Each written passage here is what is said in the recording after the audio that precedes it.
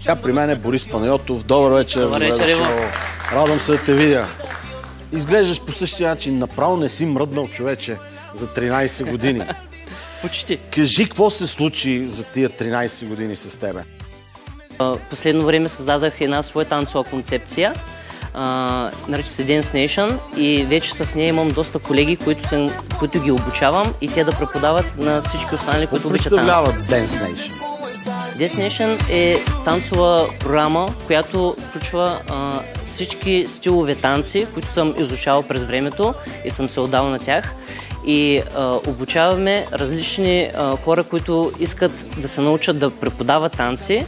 Така? И те да преподават на всички други, които искат да се научат. Значи това е насочено към учителите, така ли? Главно към хората, които искат да танцуват, но също аз обучавам и хора, които искат да преподават тази танцова програма.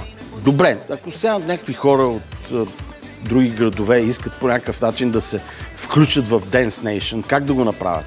Ами, вече в доста места в България имаме, наричаме ги Dance Nation лидери, хора, които преподават тези танци и просто трябва да проверят в техния град дали има Dance Nation, но надявам се в бъдеще вече в почти всяко място да има Dance Nation. Тоест, става нещо като мрежа.